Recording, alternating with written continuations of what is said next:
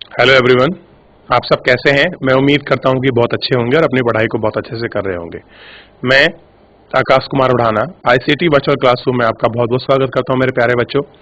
और आपको जैसा पता है हमारी 11वीं क्लास है, इकोनॉमिक्स हम लोग आपका देख रहे हैं, चैप्टर नंबर 5 भारत में मानव पूंजी निर्माण। इसी के साथ हम लोग बात कर रहे थे मानव पूंजी और आपका आपका मानव विकास की। क्लियर है? तो कल हमने अपने बहुत सारे जो आपके पॉइंट थे उनको हमने पढ़ा और सारे पॉइंटों एक एक करके हमने उनको जाना, उनको समझा कि किस प्रकार से अगर हम लोग स्वास्थ्य में और शिक्षा में निवेश करते हैं, किस प्रकार से मानव पूंजी होगा। कुछ आपके हमको आंकड़े दिए गए थे, उन आंकड़ों को हम लोगों ने पढ़ा, आंकड़ों को जाना कि आपका किस प्रकार से जो है हमारा जो लगातार आपका 1951 से जो हमारा विकास क्रम जो आपका प्रारंभ हुआ है, चाहे वो हेल्थ सेक्टर में हो, एजुकेशन में हो और चाहे आपका जीवन प्रत्याशा में हो। क्लियर है? उन सब में हमने किस तरह से वो आपका निरंतर आपका निवेश कर कर हमने उसमें वो आपकी वृद्धि पाई है और हमने किस तरह से सब चीजों में एक व्यापक रूप से काम कर कर हम उस स्तर तक पहुंचे हैं। क्लियर है? इन सब चीजों को हम लोगों ने बहुत अच्छे से अपने लेक्चर के माध्यम से आपका देख लिया था। मैं उम्मीद करूंगा कि मेरे प्यारे बच्चों सभी आप लोगों ने घर से जाकर अपने लेक्शन को अच्छे से रिवीजन कर लिया होगा। और अगर आपका कोई डाउट है, कोई क्वेरी है, कोई चीज आपको पूछनी है, कोई आपको सब्जेक्ट में कोई टॉपिक आपको रिवीजन करवाना है, कोई यूनिट आपको रिवीजन करवानी है, तो आप लाइव जुड़कर चैट के माध्यम से आप अपना प्रश्न, अपनी क्वेरी हम तक पहुंचा सकते हैं। कोई आपको नई चीज ऐड करानी है, कुछ नया सब्जेक्ट पढ़ना है, उससे संबंधित कोई आपका सुझाव है हमारे पास, तो आप हमको भेज सकते हैं। क्लियर है बच्चों? तो अगर आप लोग रेडी हैं तो एक बार हाथ खड़ा कर दीजिए ताकि हम चलें आपका डिजिटल बोर्ड की तरफ और हम लोग अपना लेक्चर को प्रारंभ करते हैं। देखिए बच्चों, हम लोग जो है अपने लेक्चर को आपका देख रहे थे और अंतिम जो हम किए थे, अंतिम हम जो था हम आपका यहां तक पढ़ चुके थे। ठीक, आज हम जो है अपने लेक्चर में जो बात करने वाले हैं मानव पूंजी और मानव विकास की हम लोग आपका बात करेंगे कि मानव पूंजी क्या है, मानव विकास क्या है। इन सारे मुद्दों की हम लोग अपने लेक्चर के अंतर्गत एक एक करके उनको बात करेंगे, उसको पढ़ेंगे, उसको समझेंगे। कोई चीज आपको समझ नहीं आती है, आप बीच में भी अपना प्रश्न पूछ सकते हैं। देखते हैं, ये दोनों पारिभाषिक शब्द मिलते जुलते ही भले ही आपके प्रतीत होते हो कि कह रहे कि जो आपको शब्द दिए गए हैं, चाहे आपको ऐसा लग रहा हो कि मानव पूंजी मानव विकास एक ही है, प्रतीत हो रहे हो, लेकिन ऐसा नहीं है। पर इनके बीच स्पष्ट अंतर है। कैसा है? स्पष्ट अंतर। स्पष्ट का मतलब बिल्कुल साफ, जो इनके डिफरेंसेस हैं वो दिखाई देते हैं। जैसे मानव पूंजी की अवधारणा शिक्षा और स्वास्थ्य को श्रम की उत्पादकता बढ़ाने का माध्यम मानती है। कह रहे हैं कि जो आपकी शिक्षा है, जो एजुकेशन है और जो आपका हेल्थ है, ये क्या करती है? श्रम की उत्पादकता यानी कि लेबर का जो आपका प्रोडक्शन है उसको बढ़ाने का क्या मानती है? आपका मीडियम मानती है। मानव विकास इस विचार पर आधारित है कि शिक्षा और स्वास्थ्य मानव कल्याण के अभिन्न अंग हैं। अब देखिए, ह्यूमन डेवलपमेंट क्या बोलता है कि अगर आप ह्यूमन डेवलपमेंट की थ्योरी को देखोगे, वो ये बोलता है कि जो आपकी शिक्षा है और स्वास्थ्य है, ये दो ऐसे मेन पॉइंट हैं जो क्या करते हैं? मानव कल्याण करने में सबसे बड़े सहायक होते हैं। ठीक, आपको इन पॉइंट को ध्यान रखना है बहुत अच्छे से। देखिए, क्योंकि जब लोगों में पढ़ने लिखने यानी कि जो भी आपका पीपल है, उन्हें पढ़ने लिखने की जो आपकी समझ है, पढ़ने लिखने तथा दीर्घायु स्वस्थ जीवन यापन करने की क्षमता आती है, तभी वह ऐसे अन्य चयन करने में सक्षम हो पाते हैं। अगर आप शिक्षित हैं, आप स्वस्थ हैं, आपका दीर्घ काल में आपका स्वास्थ्य बहुत बढ़िया है और आप उसमें सक्षम हैं, तो आप ऐसे कार्य को करने में सही रहेंगे जो आप करना चाहते हैं, जिन्हें वे महत्वपूर्ण मानते हैं और जिन्हें आप ज्यादा इंपॉर्टेंस देते हैं। मानव पूंजी का विचार मानव को किसी साध्य की प्रति साधना मानता है। यह साध्य उत्पादकता में वृद्धि करता है और कह रहे हैं जो साध्य है ये क्या करता है? हमारा जो हमारा प्रोडक्शन है उसमें आपकी वृद्धि करता है। इस मतानुसार शिक्षा और स्वास्थ्य पर आपका किया गया निवेश अनु उत्पादक है। कह रहे कि जो हमारा शिक्षा पर और स्वास्थ्य पर जो आपका किया गया निवेश है वो कैसा है? अनु उत्पादक है। अगर उसे वस्तु और सेवाओं के निर्गत में वृद्धि ना हो, अगर कह रहे हैं कि जो आपका वस्तु है और सेवाएं हैं, अगर उसके आउटपुट में आपकी वृद्धि ना हो तो मानव विकास के परिप्रेक्ष्य में मानव स्वयं साध्य भी बन जाता है। और कह रहे अगर वहां विकास ना हो तो मानव इस लायक हो जाता है उस परिप्रेक्ष्य में कि वो स्वयं चीज को कर सकता है। भले ही शिक्षा, स्वास्थ्य आदि पर निवेश से श्रम की उच्च उत्पादकता में सुधार नहीं होगा, किंतु इनके माध्यम से मानव कल्याण संवर्धन तो होना ही चाहिए। कह रहे हैं भले ही आपका जो हाई डेवलपमेंट, जो उच्च जो आपका प्रोडक्शन है, अगर उस वो आपका वो भी नहीं हो रहा है तो कोई बहुत बड़ी बात नहीं। इसके माध्यम से जो आपका कल्याण संवर्धन है वो तो कम से कम आपका होना ही चाहिए। आगे देखिए, अतः श्रम की उत्पादकता में सुधार के पक्ष में अनदेखा करते हुए भी बुनियादी शिक्षा और स्वास्थ्य सुविधाओं का अपना अलग अलग महत्व होता है। कह रहे हैं कि उत्पादकता की अगर हम लोग आपके दृष्टि को देखें, अगर उस पक्ष को देखें तो उसमें चाहे आपकी शिक्षा हो और जो आपकी बुनियादी स्वास्थ्य है, उन सबको अपना क्या है, अलग अलग उसका महत्व है। इस दृष्टि से प्रत्येक परिवार का बुनियादी शिक्षा, स्वास्थ्य सुविधाओं पर अधिकार सिद्ध हो जाता है। दूसरे शब्दों में समाज के प्रत्येक सदस्य को साक्षर और स्वस्थ जीवन जीने का अधिकार होता है। कैसा होता है कि जितने भी फैमिली का मेंबर है वो आपका स्वस्थ रहे, साक्षर रहे, ये उनका हर एक हमारे समाज में जितने भी लोग रह रहे हैं उनका एक राइट्स है।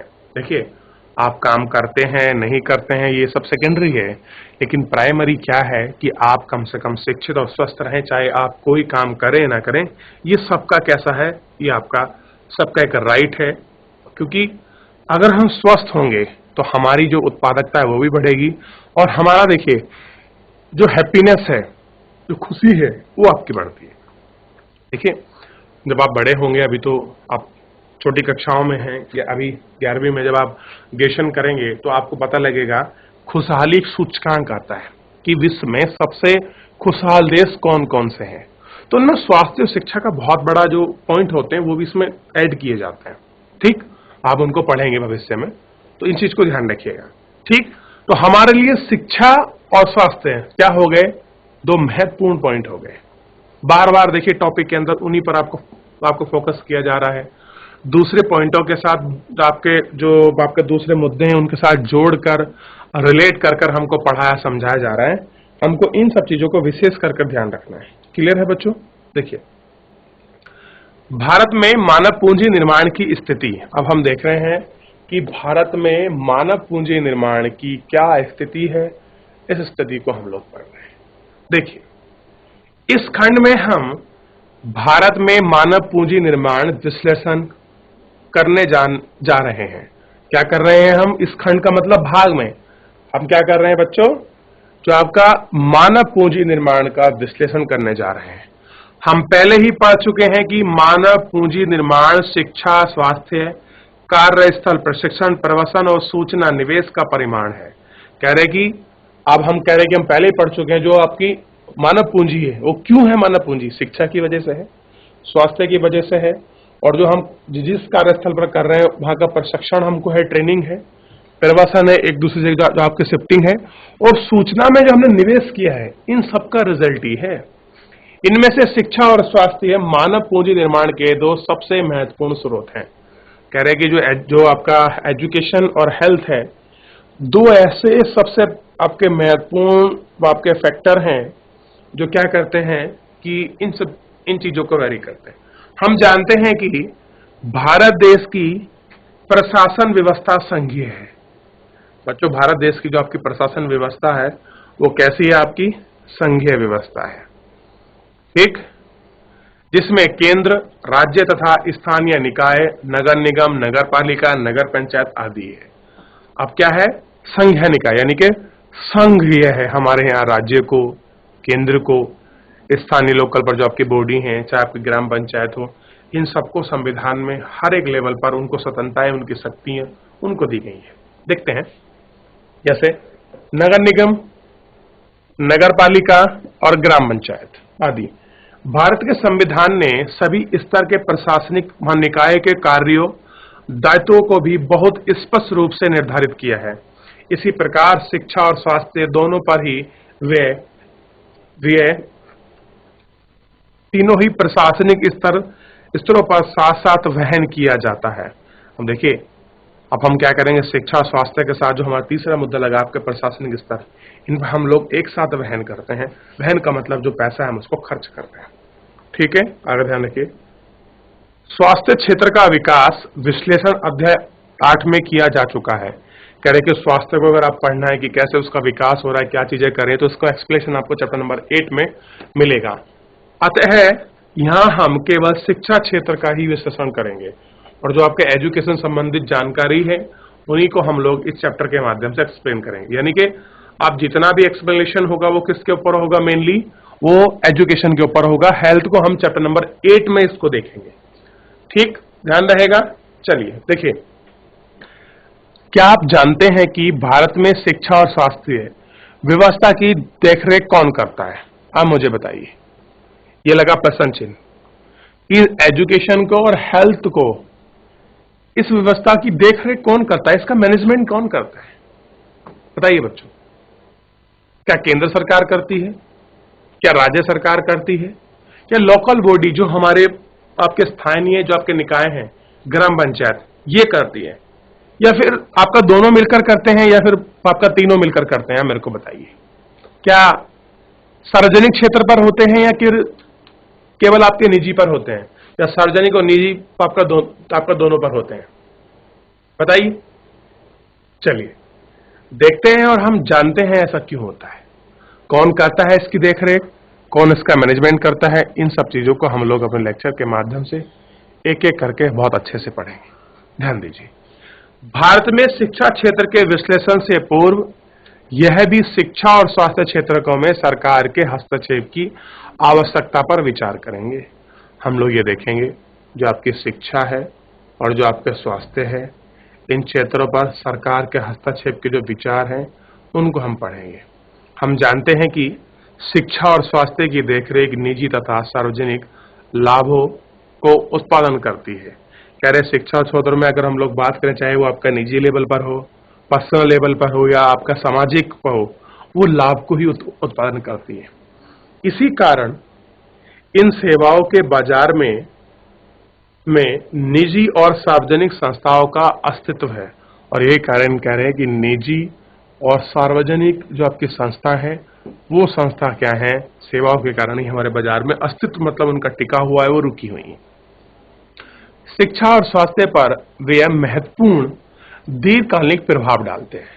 कह रहे जो हमारी शिक्षा है, अगर हम अपने शिक्षा पर, हेल्थ पर अगर हम लोग अपना इन्वेस्टमेंट करते हैं तो उसके लॉन्ग टर्म हमको जो है आपके क्या दिखाई देते हैं, इफेक्ट दिखाई देते हैं।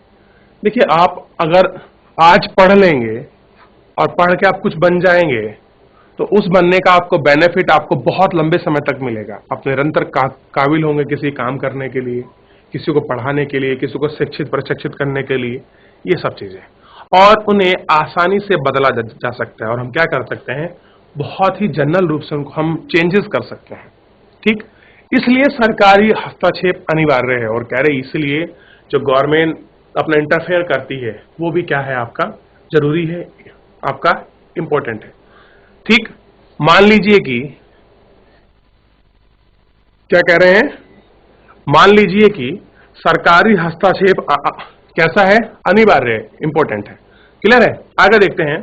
जब किसी भी बच्चे को किसी स्कूल या फिर किसी स्वास्थ्य देखभाल केंद्र में भर्ती कराया जाता है, मान लीजिए कोई आपका बच्चा है और अगर हम उस बच्चे को क्या करते हैं, आपका कहीं किसी स्कूल में या फिर किसी आपका जो हेल्थ आपका सेंटर है, या अगर हेल्थ सेंटर में हम लोग उसको क्या कराते हैं, आपके एडमिट कराते हैं, जहां आवश्यकता सुविधाएं नहीं प्रदान की जा रही हैं, तो इसे पहले ही बच्चे को किसी अन्य संस्थान में स्थानांतरित किया जाने का निर्णय लेता है। अब देखिए, आपके बच्चे की तबीयत खराब है, मान लीजिए आपने उसको हॉस्पिटलाइज कर दिया।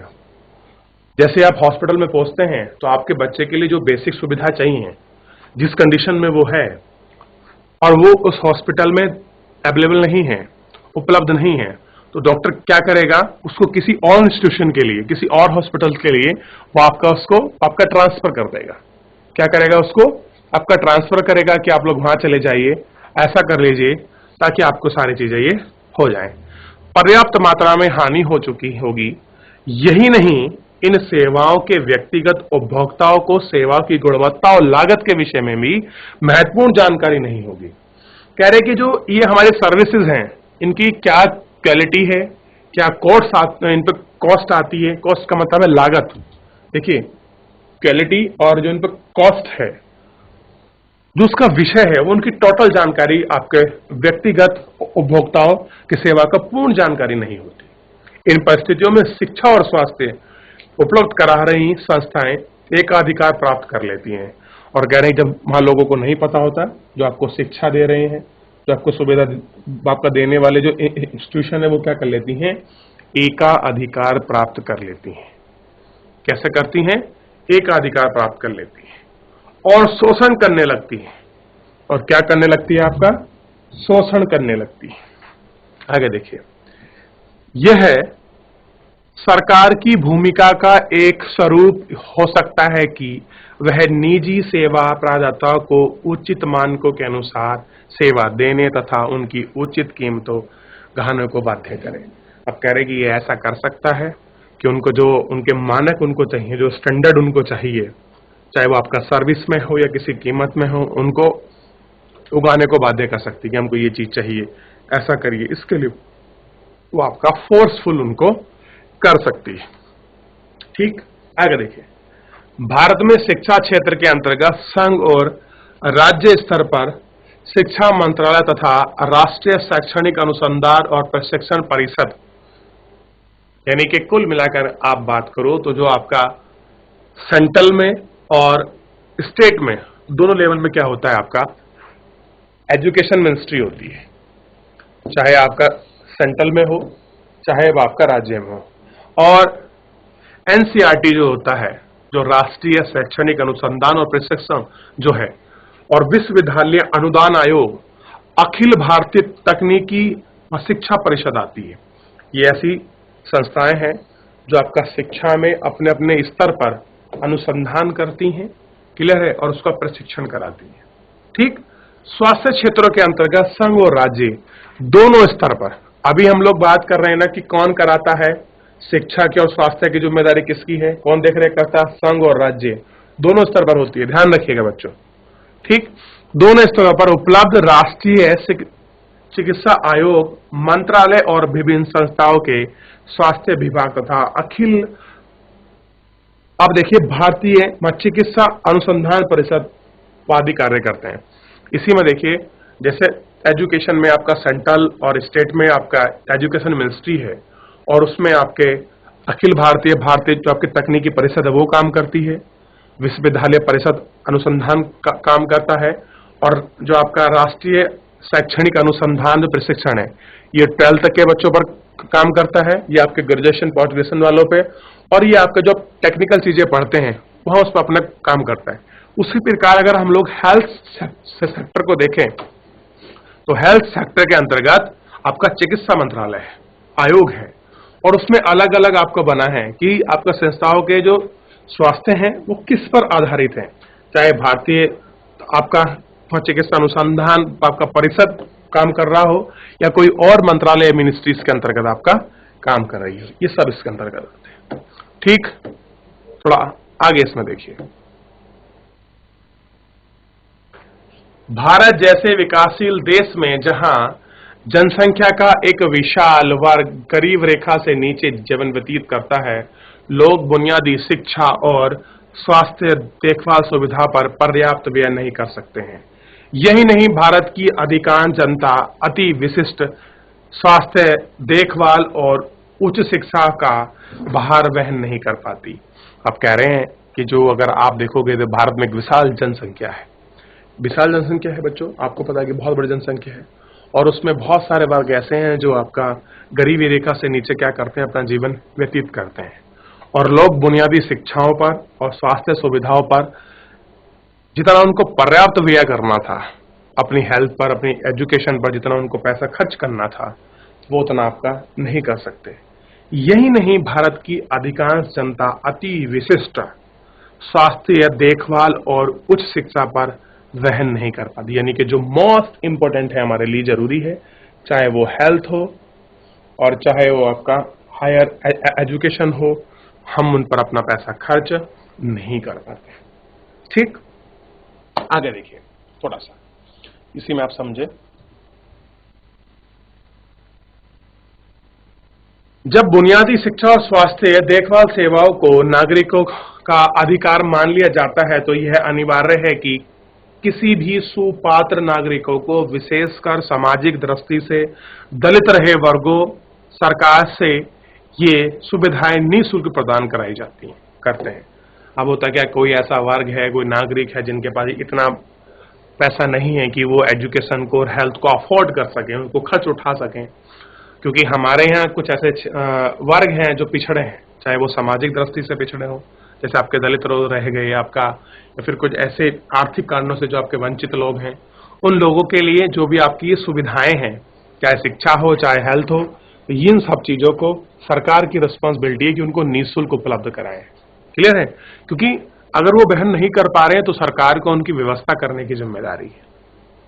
अरे देखिए, 100% साक्षरता और भारतीयों की औसत उपलब्धि में वृद्धि करने के लिए केंद्र तथा राज्य दोनों सरकारें पिछले कई वर्षों से अपनी शिक्षा क्षेत्र पर व्यय में वृद्धि कर रही हैं। क्या कर रही हैं? आपका चाहे आपका शिक्षा हो और चाहे आपका स्वास्थ्य हो, राज्य और केंद्र लगातार इन क्षेत्रों में अपना जो व्यय है, जो खर्च है, उसमें वृद्धि कर रही हैं। कैसे कर रही हैं वृद्धि खर्च? क्या उनको सीधा पैसे दे रही हैं? कैसे दे रही हैं? इसको एक हम व्यवहारिक रूप में समझते हैं। देखिए, ध्यान दीजिए, सरकार जब भी कोई नई योजना लाती है तो हमेशा केंद्र में बजट में उसका क्रियान्वयन किया जाता है।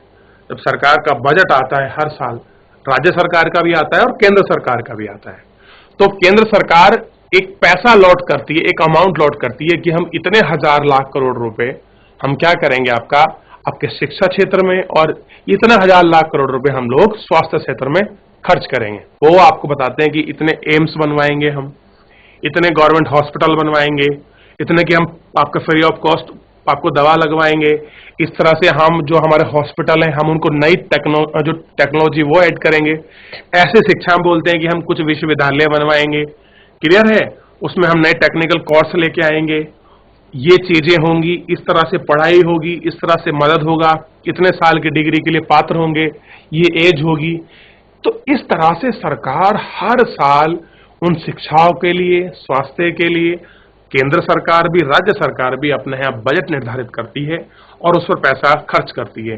और आप देखोगे निरंतर, तो हम आज जो हमने पैसा खर्च किया है, जो नेक्स्ट बजट आया वो उससे ज्यादा ही होगा, चाहे उसमें कितना ही रुपया क्यों ना बढ़ा हो, चाहे उसमें 1500 करोड़ रुपए फालतू, 100 करोड़ रुपए फालतू होंगे जरूर। ठीक, ध्यान रखना है। ठीक, इतने को ध्यान रखिएगा, इतने को याद रखिएगा, ताकि हम सारी चीजों को एक एक करके सारी चीजों को पढ़ लें, समझ लें, लिख लें, ताकि हमको सारे पॉइंट आपके बहुत अच्छे से याद रहें, तो हम उनको बहुत अच्छे से पढ़ सकें और उनको हम बहुत अच्छे से आपका समझ सकें। ठीक, ताकि कुछ भी चीज हो हमसे छूटनी नहीं चाहिए, ताकि हम उनको बहुत अच्छे से रिवीजन कर सकें। तो मुझे बताइए कि जैसे हम लोग अभी टॉपिक पढ़ रहे थे और मैं आपको प्रश्न पूछ रहा था, अब उन सारे प्रश्नों का जो आंसर है वो आपको मिल गया होगा। जैसे मैं ये कह रहा था आपसे, बच्चों ध्यान दीजिए, सबसे पहले मेरा प्रश्न ये था कि क्या आप जानते हैं कि भारत में शिक्षा और स्वास्थ्य व्यवस्था की देखरेख कौन करता है? बताइए कौन करता है? तो अब मुझे बताइए कि अगर मैं शिक्षा की पूछूं कौन करता है, और अगर स्वास्थ्य की पूछूं कौन करता है, तो आपको अब तो बिल्कुल स्पष्ट रूप से जानकारी प्राप्त हो गई होगी कि कौन कर रहा है, कौन नहीं कर रहा है। क्यों बच्चों, हो गई है कि नहीं हो गई है? चलिए, मैं उम्मीद करता हूं कि हो गई होगी। ठीक, चलिए आगे देखते हैं थोड़ा सा।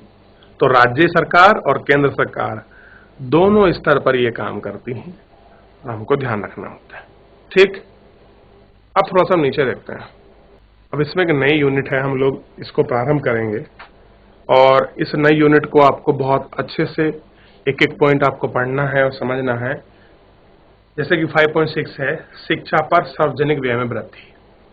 जो हमारा एजुकेशन है, इस एजुकेशन पर हम लोग क्या करते हैं, सार्वजनिक रूप से व्यय में वृद्धि। सार्वजनिक का मतलब है कि जैसे गवर्नमेंट है, सरकार क्या करती है, ये पहले फिक्स करती है कि हमको शिक्षा में कितना पैसा खर्च करना है। सबसे पहले जब उसका बजट आता है तो बजट आने से पहले क्या करती है सरकार, बजट समीक्षा करवाती है कि हमको किस डिपार्टमेंट में कितना पैसा खर्च करना है। यानी कि हम अगर पैसा लॉट भी कर रहे हैं शिक्षा के लिए तो हमको किस किस जगह और कितना कितना खर्च करना है और किन वर्गों को, किस क्षेत्र को हमको विशेष रूप से ध्यान देना है अपने बजट के अंतर्गत। इन सब चीजों की क्या करती है, आपका जो है वो बात करती है, उनको देखती है। क्लियर है? इतना आपको ध्यान रखना है। ठीक इसी में ये सारी चीजें क्या होती हैं, आपकी बजट के अंतर्गत आपके लॉट होती हैं, ताकि उनको सबको बहुत अच्छे से उनको देख सकें, उनको पढ़ सकें, उनको समझ सकें। तो एक काम करते हैं फिलहाल बच्चों, इसको यूनिट को थोड़ा सा हम लोग यहीं रोकते हैं। एक बार थोड़ा सा हम लोग क्या करते हैं, आगे की तरफ बढ़ते हैं। एक बार पीछे का रिवीजन थोड़ा देख लेते हैं। अब एक चीज है, बड़ा इंपॉर्टेंट है इसको पढ़ना। देखिए, इन्हें कीजिए।